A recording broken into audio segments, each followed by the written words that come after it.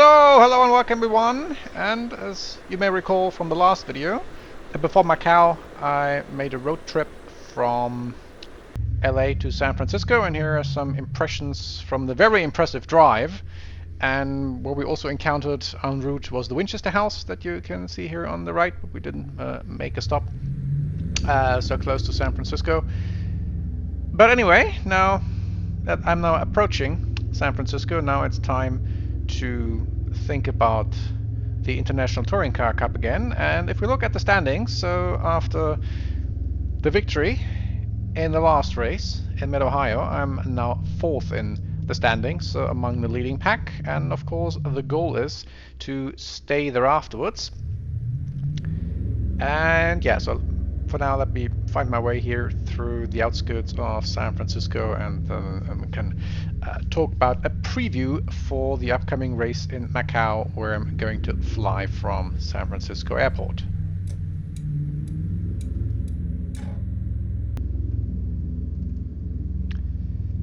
So as we're now getting close to one of the must-see sites of San Francisco, so what to expect from the next race in Macau?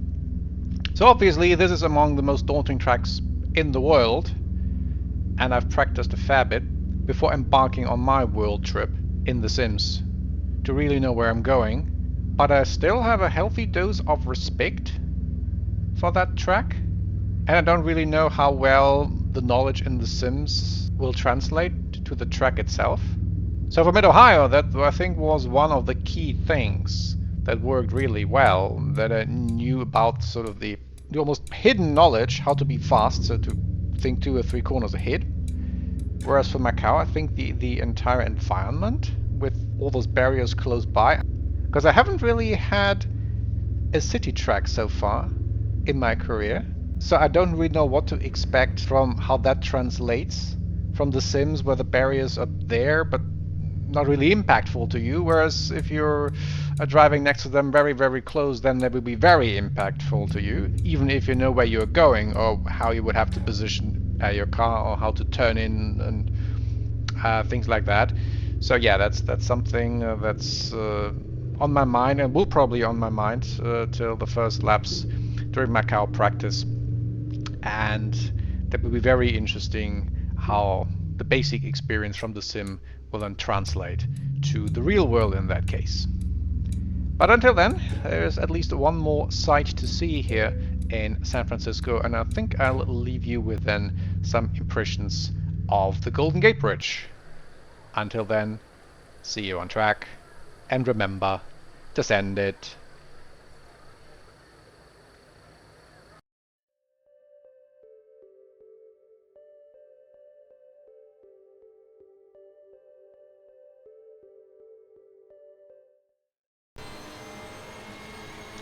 So we're now on track in Macau during qualifying, and what I noticed during practice is that the sim experience actually translates quite well to the track, and just finding my way wasn't as difficult as I expected. This was one exception, so with this high speed and having to lift in the right place. Yellow flag. And that's what you don't want to hear if you're on a hot lap. And so I slowed down carefully, and yeah, that was a wise choice. And others weren't wise, so lots of mayhem. Luckily, I didn't get hit much, so that was fine. And of course, the session was being red flagged. And then when everything was cleared up, could try again with an almost unharmed car, so just some cosmetic damage. But the time is ticking down, and I had a few laps disallowed due to a contact with the barriers. So again here, yeah, this was a really daunting corner, knowing that you have to brake and lift earlier than you want, and again, what you don't want to hear on a lap when you still have to do your banker lap. Sector 1 is quick.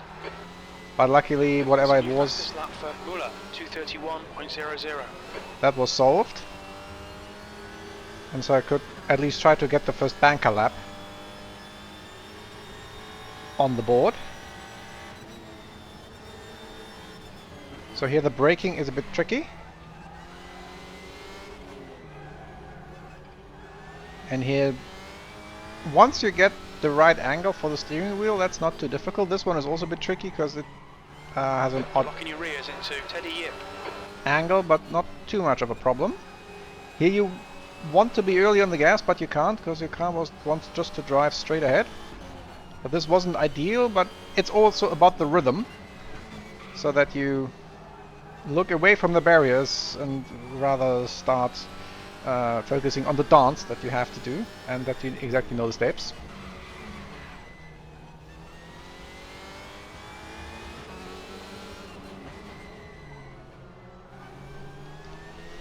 You're locking your rears going into Donna Maria. And I think having front-wheel drive here solves sort of quite a few problems in terms of traction and what the car does, just a matter of positioning. And here you can be extremely late, so that's another thing where I really struggled with, to position the car correctly, that you could then turn the steering wheel full and made the corner. So banker lap 2 is 1.9 off the pace. is about to be concluded, just with some time deficiencies, but that's why it's banker lap, and then you're hopefully in the rhythm without further interruptions to improve on that. Last corner, of course, very important to carry the speed on the very long straight, the corner straight. Could have been better here, I suppose. 15th place. That's your quickest lap in this session. You're now 3.0 seconds off the pace.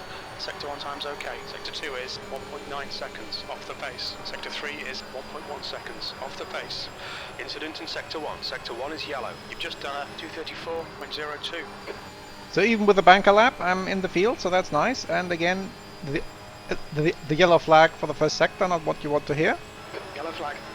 And again, same corner. Let's again be careful and see what's up. And yeah, you see the cars there, so that took some time just to sneak past and hope that it wouldn't be another red flag. So that's a bit later in the same lap. And then no pressure at all, because the lap is toast. Yellow This flag. happened. So I was Bodywork's in pretty bad shape. We might need to fix that. more confused than anything else. But yeah, with just 5 minutes to go, then this was obviously the end of my qualifying. And at the end, I dropped down to 17th. So not much 20 minutes.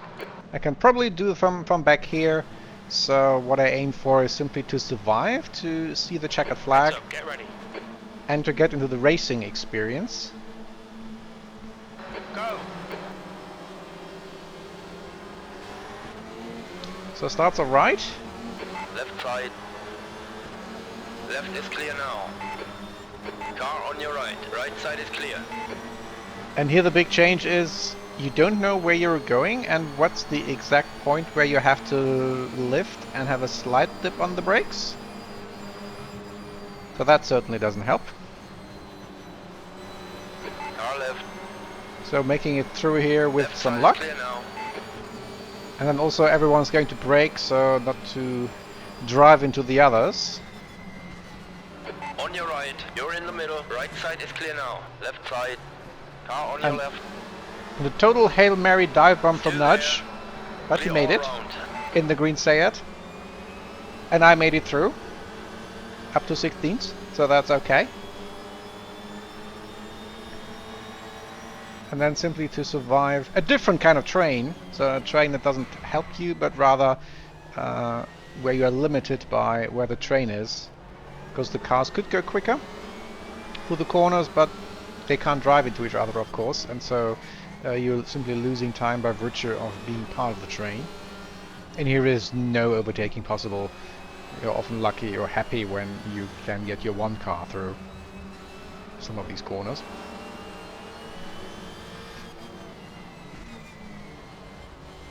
And also you hope that no one ahead screws up, because then you're probably caught in the mayhem without being able to do anything. So here the corner where I crashed in qualifying at the worst possible time. And yeah, you see here, I could be quicker, but I have to react to the others and then brake. Here again, I could be quicker out, but yeah, there's only more space for one car. So no chance. And then hairpin is a permanent yellow flag, so White flag, mate. no overtaking and then everyone simply has to queue up. And Car is on your right. Clear on the right. makes it also Right difficult side, for clear me on the to right. position myself directly To find the gap. when I'm not part of the rhythm, but I know exactly when to brake when coming at it at full speed, and then, yeah, having to see that you don't get stuck on the barrier on the inside. So I lost a bit of time to the car ahead, Olache in the Civic. Which of course now a problem, because here is where the train is useful, so for the slipstream.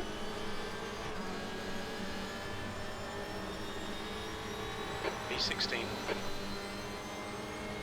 At least I made it to the first lap unscathed, so that's good. And I don't have to worry about braking earlier than necessary for the first corner, because I don't have a car ahead. And I can also see where I'm going. And at race speeds, that's still one of the most daunting corners, because it's not flat, and it's easy to misjudge. Yellow flag. And, oh yeah, you see cars here, so Right I slowed side. down, having learned my lesson. You're in the middle. Clear on the left. Left and right are clear now. Others Clear, passed incident me. clear. I was a bit surprised, but they didn't get any notifications from the stewards, so I'm not sure why they missed that. But I think it was the right thing to do after all. They were just lucky that they could get through. So I gained 2 places from the 2 crash cars, and I lost 2 places by others passing me. Sector 1 is clear. Were a bit bolder than me. I have a different Civic ahead. And the 2 Seats. Okay, Andy. The next car is Lessen's, car number 63.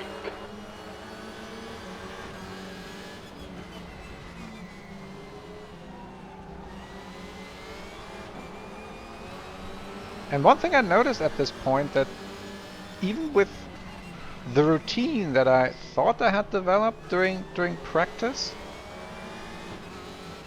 it's an entirely different thing if it's in the race. And yeah, so slightly off concentration, and then you're into the first contact and the speeds are not exactly as they were, and you have to relearn, Left is clear. and are suddenly passed at almost impossible places. Come on, don't let him get away. The car in front of us is Montero, car number 18. So what I learned here 15 minutes is left. a race in Macau is an entirely different animal compared to practice at Macau. Even if you think you're in the rhythm, it's easy to be thrown out of the rhythm, and then you have to find your just done a 234.33. have to find your footing again. And of course, you could say Montero is a Formula 1 driver, and I think it might have been the first time I've encountered one on the track, so that's of course a different skill and experience level, but still.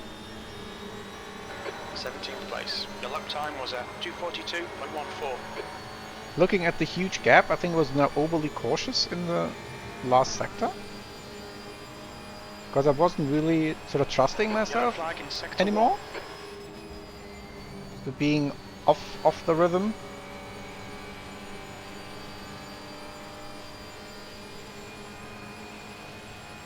Yellow flag. Again. So again, I was not learning my lesson and still being cautious, and You're in the middle. 3 wide. Let's clear Yeah. all around. barely missing Incident Jerk, clear. Green flag. who had crashed from the leading pack. At least this time I didn't get passed by others. Green flag in sector 1. So no safety cars, so they were able to remove the crash cars pretty quickly. Wouldn't have really made a difference, probably. You're locking your rears into Teddy Yip.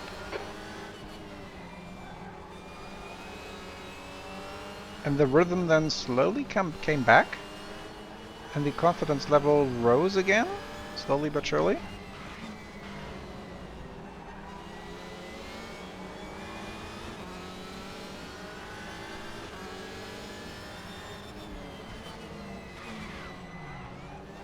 Here I was overly cautious after the mishap in qualifying, so I think I adjusted the brake balance rear locking into Donna Maria. a little bit to avoid locking the fronts.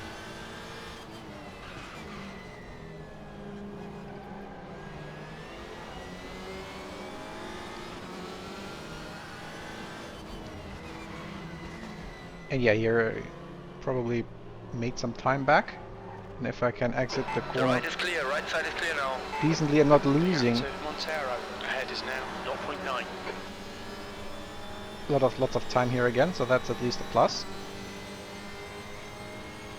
I've also lost Panis Fastest lap for Huff, 2:33.40. out of my rearview mirror, which was good.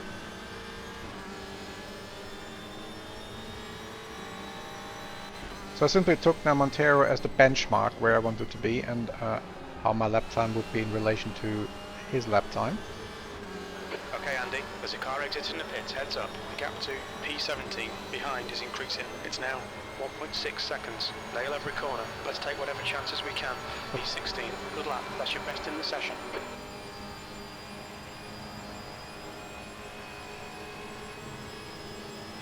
So probably one of the victims of one of the crashes. For Vernay, 2:32.77.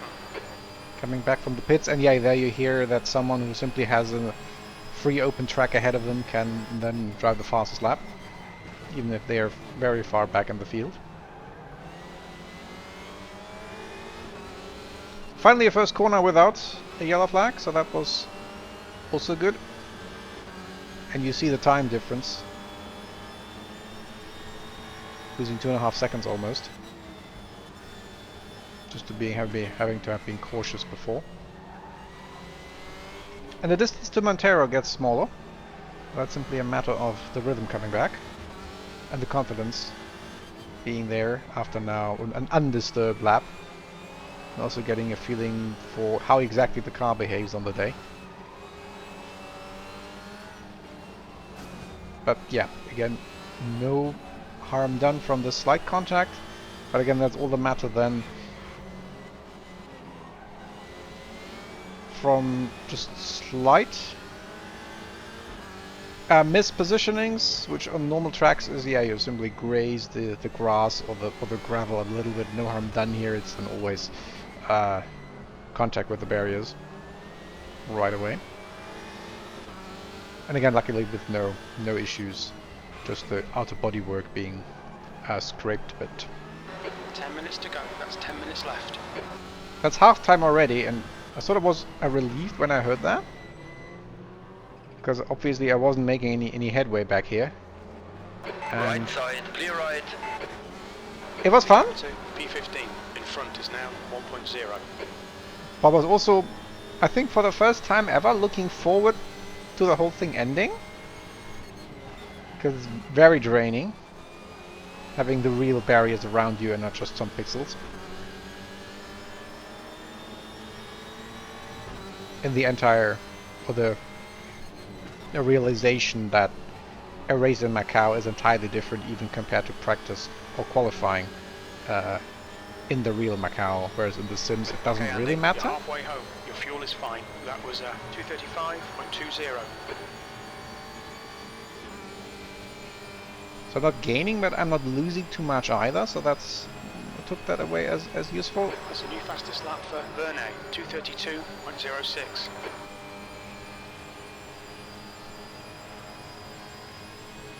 And here also you can see I had a bit more confidence here in this corner, so that I'm already 2 tenths up compared to the previous laps. No yellow flag for the first corner, so I guess everyone who wanted or needed crashing had done so.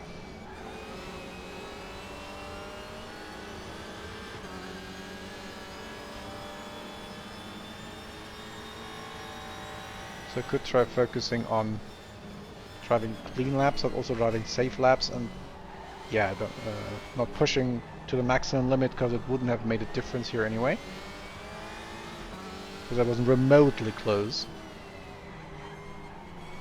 let alone in an overtaking spot at the end of the run straight. Going into Teddy Yip. The gap ahead is now 1.6 seconds.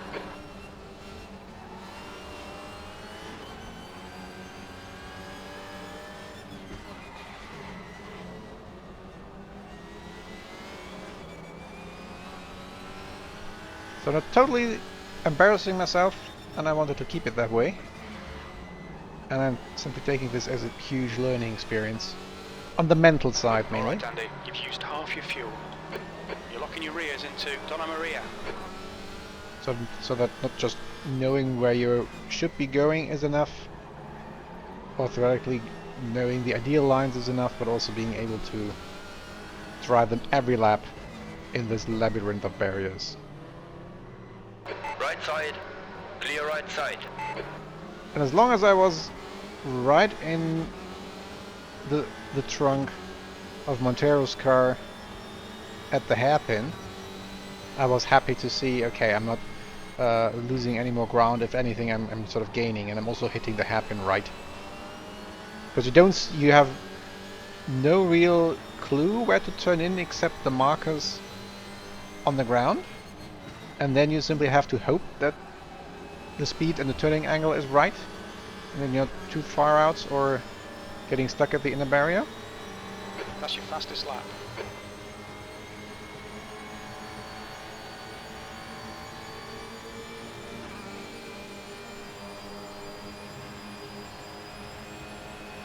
So I seem to be gaining on the car behind, which is good, so no pressure from behind.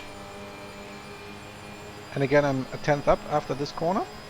Well, that's now confidence almost being back to full. And same with the braking point here and the turning point. So you see the time gained just in 2 corners with the right amount of concentration and confidence.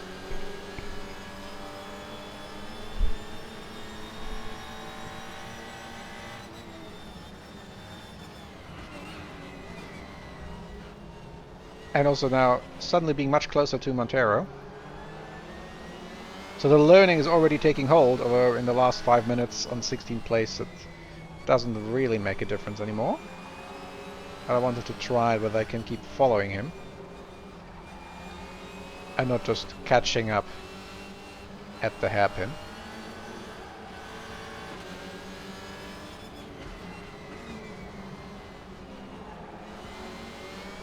Tires were changing slightly, but I think I was a bit too far from the ultimate envelope to really notice. There were some changed behaviors, yes, but not really affecting me yet, so there was probably still some more tenths in the lap. Okay, Andy, 5 minutes to go. 5 minutes. But there's not much. Relax, focus, keep it smooth. Much closer I've ever been. Which also means that you need to now brake earlier, not to crash right into him when queuing up for the hairpin. So that's the downside.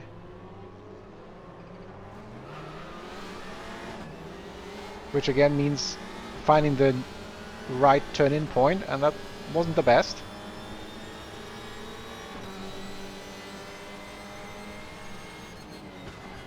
So on the one hand you want to have great automatisms here, but also you need to have the flexibility if you miss one corner or didn't get it quite right, that you're then not getting the same errors in all the next corners when the automatisms don't work because you're slower than you expect to be.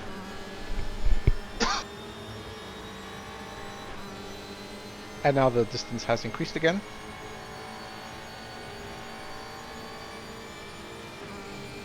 Probably because being so close in the hairpin and then having to readjust. The gap in front is now 1.0.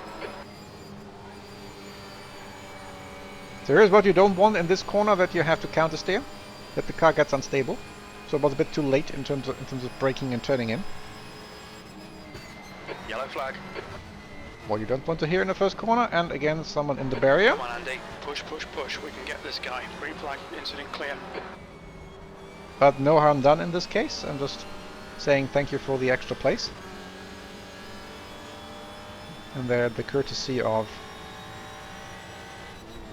crashing in a way that they're not in the way.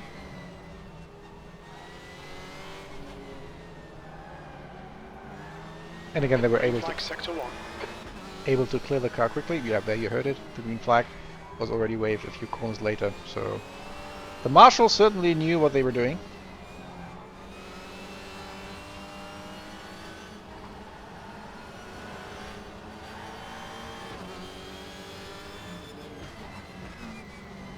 And now the focus is just on survival till the end, and not being one of the victims.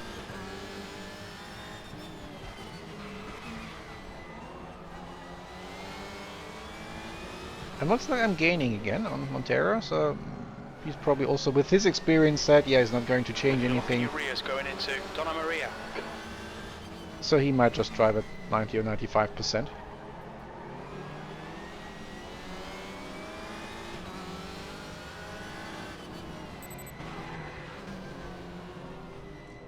So can I On your right. Clear be on the closer right. on the exit as well? Nope. Just 2 minutes left, 2 minutes to go. So I still need some more experience to be able to learn on the fly when to actually turn in these kind of corners when it's not driving on automatic in the mind.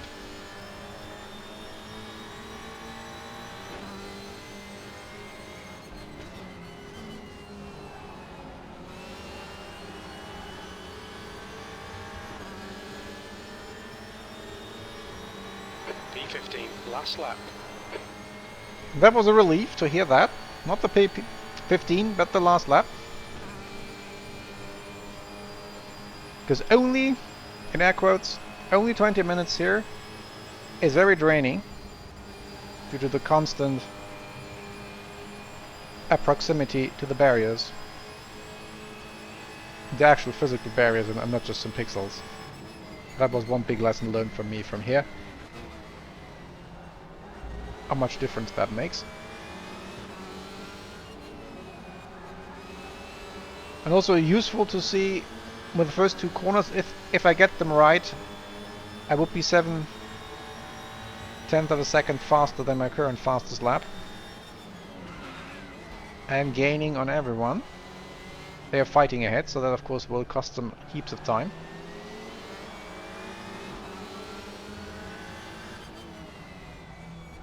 Not that it matters in any way, because rear locking into Teddy Yip. even if they stuff it into the barriers, what that will probably happen is that both Montero and I will also drive into them when they're in the barriers.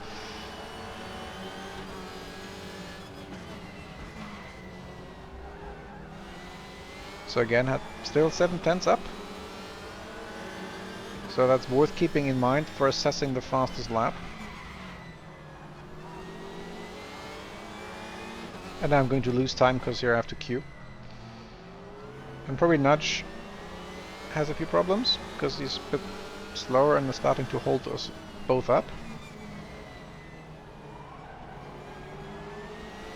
I think the car ahead of Nudge is actually Shedden, who is lapped, who was in the pits and probably has some damage that they couldn't fix. Car right. Right is clear now. I think there was a small nudge to Montero, not that anything came of it, but yeah. And you can see, once the low fuel display goes away, how much time I lost in these few corners from 7/10 up to over a second down on my personal best.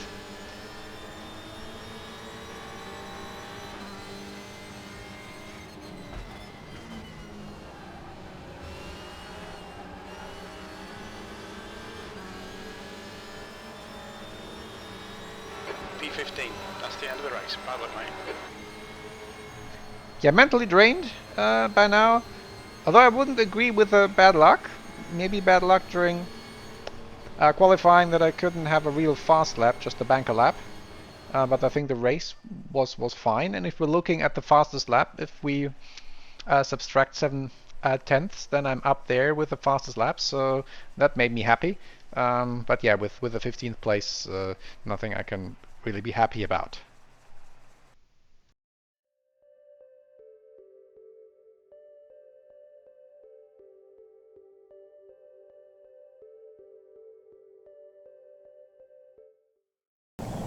So, hello and welcome, and they just switched off the signs that prohibit electronic devices and whatnot, so I can start the recording here on the plane towards our next destination. So the airport will be Ningbo, but our track will be first Zhejiang and then the next one right after the Ningbo.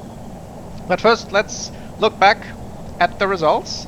So yeah, started way outside the points and finished way outside the points. The overall saving grace, I think, was the fastest lap. That was sort of up there with the top guys, but otherwise, yeah, so one more race to forget. There is, however, one sliver of hope, and that's the overall standings. So I'm still 5th, despite just having 1 win and 2 zeros. So what I can aim for is now maybe 4th in the overall standings, because I think the top 3 are gone. But yeah, let's hope that Mid-Ohio was the indication of my true form, and we just happened to have 2 flukes, one in Daytona and one in Macau. And on that positive note, see you on track, and remember to send it